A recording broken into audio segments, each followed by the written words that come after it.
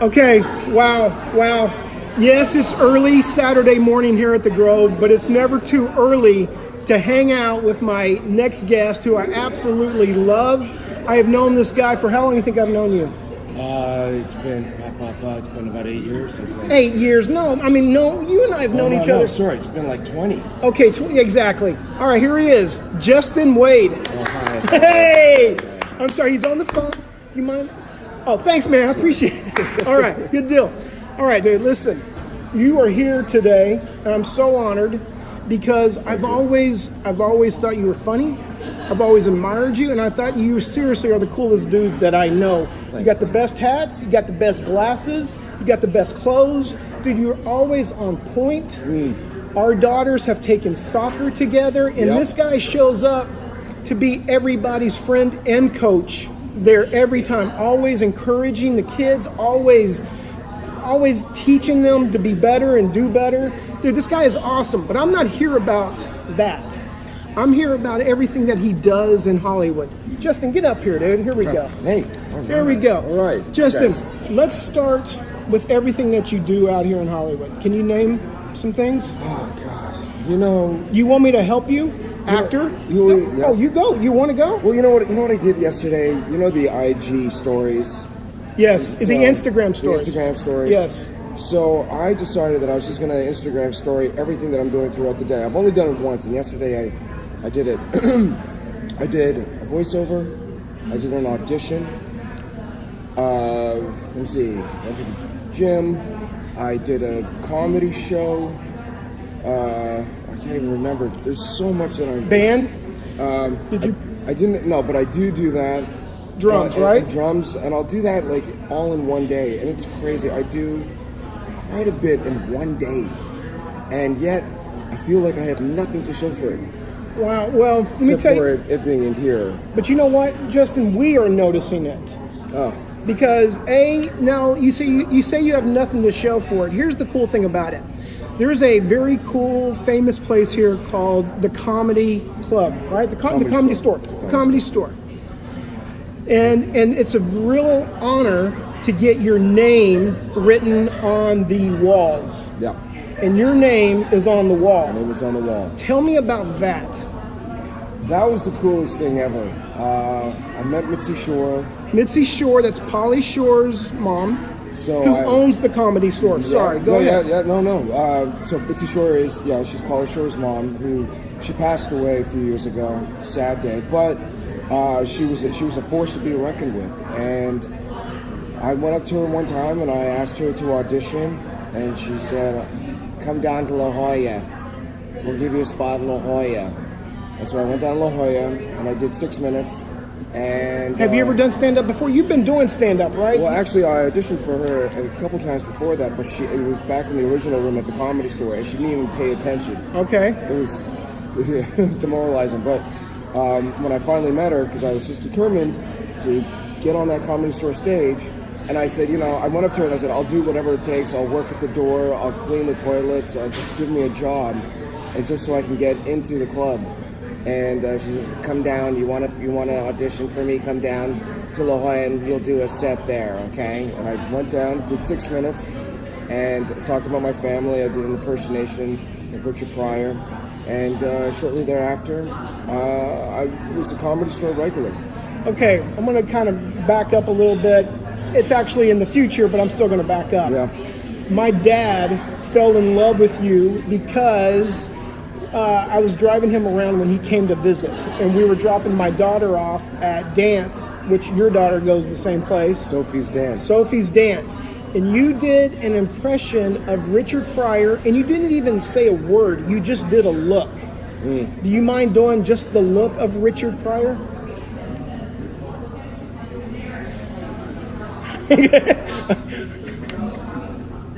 Look at that, dude.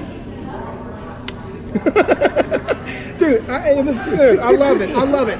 Now, you tell me about Mitzi Shore. I've never heard her speak, but you sounded just like her. Yeah. Is that a good impression of her? It's pretty good. It's everyone's impersonation of her. She was a sweetheart. A lot of people were afraid of her. For some reason, I loved her because she was kind of like everyone's Bubby. Yeah. and she was just a very lovely person, and I adored her. You know, she's made a lot of people's careers, right? Oh yeah. Give me like 3 people. David Letterman, Jim Carrey. Okay. I think David Letterman in particular, because David didn't have a place to stay, and he would go back and forth from wherever he was. He didn't have a place to stay. He was broke. Mitzi took him in, gave him a place to stay. Isn't there a back house but behind There's the a back house. He hung out there. Who else? I mean, she's made so many people, and everyone that you see today. And here's Dice. Yeah, Sebastian. dude. Yes. Yeah. Here's what I like about what you said about that whole thing. You said you auditioned for her a couple of times. She didn't even notice, but you were persistent, right? Yeah. That's what I like. There are people out here with a lot of talent, but what they lack is being persistent. And then that's where you come in. You're willing to do whatever it needs to be done to get it done. Yes. It's kind of like I'm kind of like a Labrador left in front of a big bag of dog food. Okay. Just leave me there and I'll chomp away. That's You good. know, like I have to finish the bag. I've always been persistent. It's only one time, one crack at it. So yeah, I just always felt that if I just stuck with it, or if I annoyed the person enough, that I'll get what I want. Well, Justin, it pays off, dude, because let me tell you something. So tell me this. We're going to back up even more. Yeah. When did you come out to Los Angeles? I came out in '96. Okay. 1996, I came from New York. I was in New York from '93 to '96, and before then, I was in Montreal, and I'm from Montreal. I'm Canadian. Let's talk about being Canadian, okay? Because everybody talks about, everybody from Canadian's funny. Like I believe it's almost a myth, because we got funny people here, but for some reason Canada claims all the funny people. Is it true that Canadians are funnier, or how does that work out? A lot of them are funny. It's like they've got a dry sense of humor. We share something with England. We're part of the Commonwealth, right? So there's that dry sense of humor. Sometimes it can be a little bitter, but for the most part, it's hilarious. Okay, now I'm going to fast forward to your career while still going back and forth. This is a time machine today. I love it. Okay, here's another reason why I love you. Because you also do something to help other actors out. Yeah. Tell me about that. How are you helping out other actors while helping out yourself? Go ahead. Well, I can't really take all the credit for it. Friends of mine about 8 years ago started this thing called the Actors Lounge. Okay. And then when that closed, 7 years went past, and I myself wanted to do something for my career. I wanted to jumpstart my career and have a little bit more control in being able to perform as much as I wanted. So I started a thing called Actors Night. Okay. And Actors Night, which is over at the Broadwater Theater, is an open mic, if you will, for actors to come in and do monologues and scenes. Which, Justin, I'm sure it's been done before, but I've never really heard of that being a thing until you did it. It's actually like one of a kind. I know, and I love this idea. Yeah. I'm scared to death to go do it. That's the reason why I never show up. A lot of people are. I know, but I support you doing this, man. But you asked me before, and you're saying, "Hey, you'd be great." I know, that's what you said. You'd be great. Yeah. But then you would have to do it in front of your fellow actors. Yeah. I have a hard time doing it in front of directors and producers, much less my your wife and kids. My wife, kids, my fellow actors. Do you like to perform in front of your wife and kids? I do it all the time. I see. Do you really? I do it all the time. Well, because you're at home doing it. But yeah. if you filmed a show in front of a live studio audience, would you be more nervous if they were watching you? I did it once. I'm actually okay with it. I hate it. I'm okay with it. If it was a comedy special, I would have some reservations because of the language and the content. Our daughters are 10. Yeah. So it would be kind of difficult to say some of the things that I want to, drop. Although she's heard me cuss, as we call it. Sure. But to put the cuss words with the content, and she'd be like, "Dad," she might interrupt it. She's like, "No, stop! You can't do that, Dad. You stop saying that." Okay. But the Actors Night, it's once a month. People come up and you know, it takes a lot of courage, and they get up and they do their monologues, they do their scenes, you know, and everyone's always scared at first. I'm scared to death, actually, all the time, but that's the thrill. Right. So tell me this. Say I wanted to do it, okay? Yeah. Now, let's say Joe wants to do it. That Joe out there. Yeah. What does he do? Does he email you first? Does he show up? How does this work out? He can email me first, or first of all, Joe could message me on Facebook or Instagram. He could say, "Listen, I'm interested in doing something. I have a monologue." I'd be like, "Great."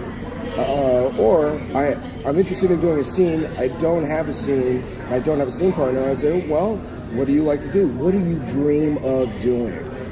What do you?"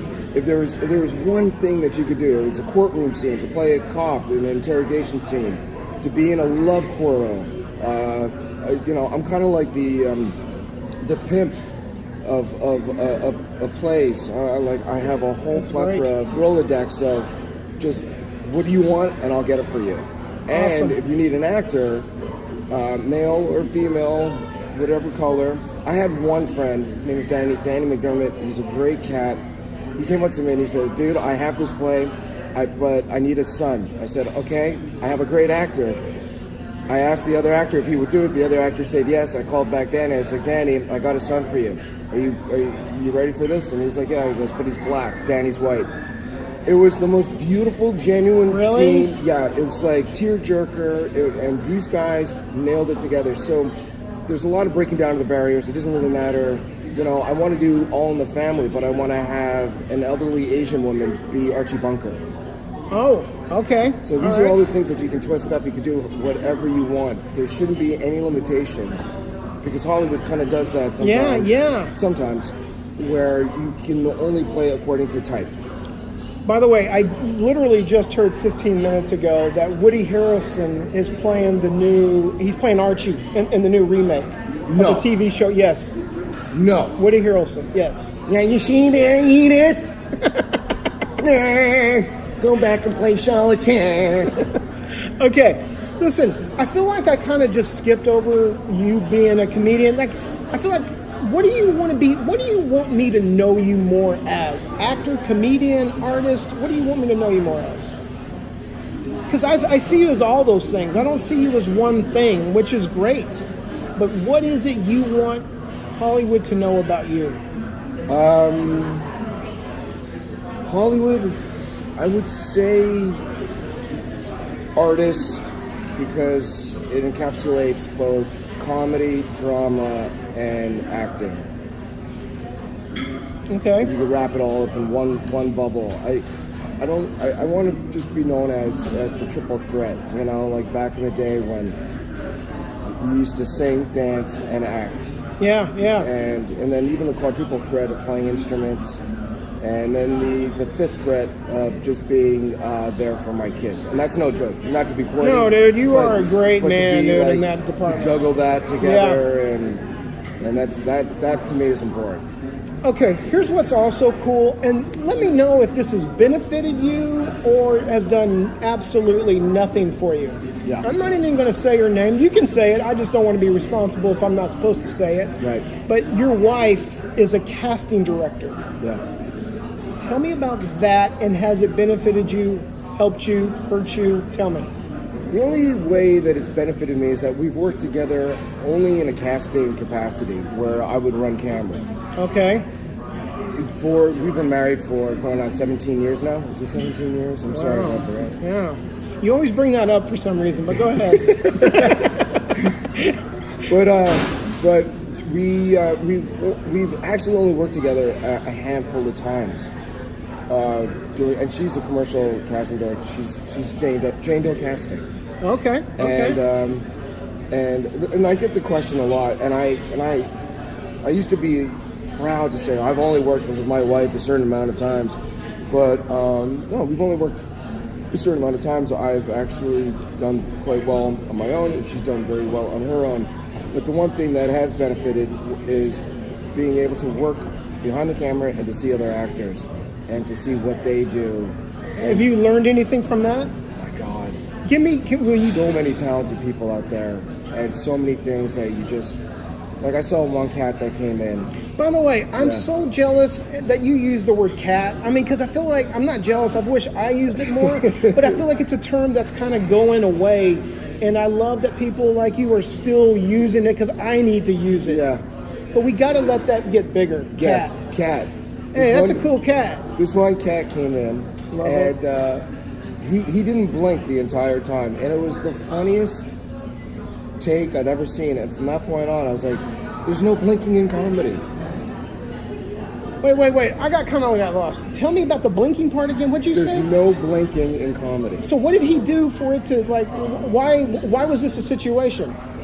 It was just a funny whatever rando commercial. Yeah. And the guy, he said nothing. He said nothing, but all he did was just.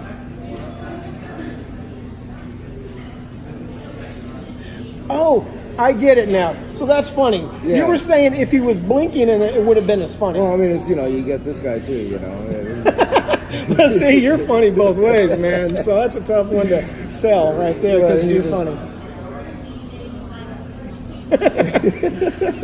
Okay. There's also a Michael Caine thing, which I later saw afterwards, and I was like, Michael Caine! Somebody else is doing it, so. Because Michael Caine says, you say there's no blinking in show business. That's right. Did you ever read the Michael Caine book? No, I don't read books. I watch videos. Did you watch his video, the Michael did. Caine? Isn't it great? It's great. Okay. It's great. It's great, guys. Lee, you got to find I it. read. You know what? I've been reading a lot of biographies lately, and it's been really kind of getting my mind going. Who are you reading? I'm reading Sebastian right now. Sebastian... Maniscalco? Yeah. His book, man, is great. Oh, yeah. I highly recommend that for you. When is your next... I see him. You do? Yeah, I see him. Do you know him? Yeah, I mean, we know each other enough to be like, how you doing? Everything good? That's it. But he knows, like, so if you were walking by, he'd go, hey, I know that dude. Yeah. Do you ever, I guess what I'm asking, do you want him to notice you more so he could take you on the road with him? Because that's what he did. Because I'm reading about him going up to Dice, wanting him to take him on the road, and he did. Yeah. Sebastian. Yeah. I mean, I would. Sebastian Maniscalco, the biggest comedian right now. Yeah. Would you say? Yeah, he's okay. Absolutely dynamite. I would be afraid to go on the road with him because he's so good and he's such a powerful force that I would actually hack Sebastian if I was his opener before he got up. I'd be doing all his, have you ever been to Ross Dress for Less? That is one of his bits. And I couldn't help it. It's infectious. He's infectious. Yeah, I'm loving his book. I highly recommend it. Okay, tell me about the worst week in Hollywood for you. Worst week in Hollywood? What kind of things? See, there's some days where I wake up and I think I'm going to book 3 jobs that day, and I end up not booking a single one of them. Yeah. So tell me about a week like that where it's like, wow, man, what more could happen? There's always when you're on a veil. Yes. A veil makes you very weak and vulnerable because you're waiting for the phone to ring. Go ahead. Yeah. It was the 17th time that year. And it's always on a Friday. You're always waiting to hear on a Friday. Yes. And then they're like, they're going to decide over the weekend. Yes. Which just ruins your entire weekend. Rude. It's so rude. And, back in the day, remember it was like you were one of 3 choices. Yes. Now you're one of 17. 10. Yeah, seriously. So it was the 17th. I remember the 17th time that I was on a veil, and I was like, what am I, Susan Lucci? What's going on here? This is horrible. Yeah. So that was one time. The 17th time, I just remembered. I was like, enough! I'm done. I don't care anymore. I quit Hollywood. Yeah. And then you got an audition for. It's amazing. After you really think you're going to quit, which we don't, but we say we will because we're so fed up with the Avell system. It keeps punching you in the gut for like 42 to 72 hours. And then you're thinking, that's it, I'm done. And then you get that one little audition. Yeah. And it's that little ounce of hope you need to continue on with the business. Yeah, you know, I'm not a very religious man. Sure. But I do believe in the angels of Los Angeles. Sure. And I always feel that just when you try to get out, they pull you right back in. And that one time, you know, like where you say I quit, they're just like, come knocking at your door. And also, if you put something into it, for some reason, and we've noticed this before, like whenever you put a little effort into something, you start reading, you start writing, then all of a sudden, someone's knocking at the door saying, hey, we got something for you. I know it. Best week in Hollywood for you? Best week in Hollywood. Best week in Hollywood. Where maybe you thought, I don't want to always ask this question, but maybe you thought, okay, this week has been so good that maybe this is the beginning. This is the beginning of me making it. Like something. That's every day. Right? That is every Do you have to pick yourself up? day. Do you have to pick yourself up a lot? Like you get, as the old Frank Sinatra says, I get knocked down, I get knocked down, but I get up again. That's Frank Sinatra, right? Yeah, I don't know. Actually, no, it's Chumbawamba. Chumbawamba. Yeah, but Frank Sinatra, what's the old Frank Sinatra song? I get back up and I get back in the race, because that's life. Because that's what we do. We have to literally pick ourselves up so many times in Hollywood. Every minute of the day, I'm constantly picking myself up, and then I'll have that moment. But then, you know, when I'm up there, I'm like, humble yourself, be humble. It's you know, it's an ocean of ups and downs. Last year, I remember seeing you, as I like to mention, commercials playing during football. You had a great, was it a Mazda? What was the car commercial you had last year? Last year it was Nissan. Nissan. Is life always much better when you know you have a commercial running? When it comes to paying the bills, yes. Do I love doing commercials? I used to. Do I really want to be on a TV show? Yes. Will I be on a TV show? Yes. Will I be in a movie? Yes. Will I be a series regular? Yes. Commercials? Great. But it's not my goal. And I hear you. And as much as I love the recognition of people saying I love to see you on commercials and stuff, there's the creative aspect of it that's not always fulfilling. Not always fulfilling. I've been in many commercials that were very fulfilling. Do you ever get you're just a commercial actor? Did you ever get that when you did a lot of commercials? You know, I went to one of those pre-Emmy parties with a friend of mine, and my friend kept on introducing me to all these people. Like I would meet John Hamm, I would meet the cast of Veep, and I meet all these people that I admire, and my friend would say, oh yeah, this is Justin Wade, commercial actor, very good. And I was like, can you stop talking about, I mean, I prefer it if you just said I do Postmates. Yeah, guys, it's tough to hear those words for some reason, man. Yeah. Because I've been in the game for a know. while, so it's just like after a while, it's just you want to move up in the ranks. It's no different from being a box boy at a mega store. Right. You know, you want to be the cashier. Yes, exactly. You want to be the manager. All right, Justin, we're gonna have to wind this down. Believe it or not, I can go on. I know you can. I know, dude. That's how I always feel about you. I always hang out with this guy. Look how nice you look. What is that? No, what is that shirt? It's just a shirt with, I don't know, some deer or something.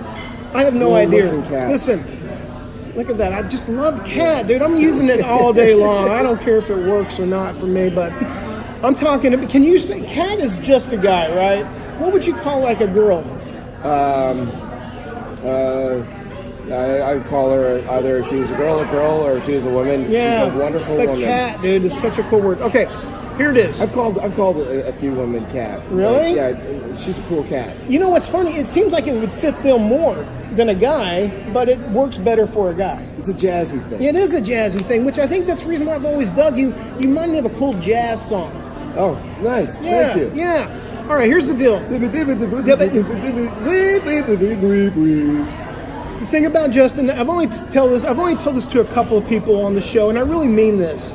There are some people who I know are going to make it. And you are one of those guys. I'm still baffled you haven't made it, but that's just because you're finding the right project is coming your way. Something's going to happen. But something's going to happen because, dude, I'm not kidding you. You're a sweetheart of a man, just a sweetheart of a man. Talented, funny. We didn't even talk about your drums. There's so much I could have gotten to. Part two. Always leave them wanting more is what I always say. Portable 2. Portable 2. Justin, is there anything else you want to tell those people out there before we leave? You want to get on the show, first of all, because Clint is the man. Thank you. Absolutely dynamite. We would always sit together while we were watching our daughters play soccer, and we would just laugh. We would. You would crack me up all the time. We were like the odd couple. Yeah. We're just sitting there, just with our hats, just holding the sun away from our face, watching horrible soccer, but just loving every moment of it. I mean, it was a lot of fun to just be with you. The exact way, same. That's exactly how I feel about you. Easier said than done. Listen, do me a favor. Yeah. Tell everybody goodbye out there. Ciao.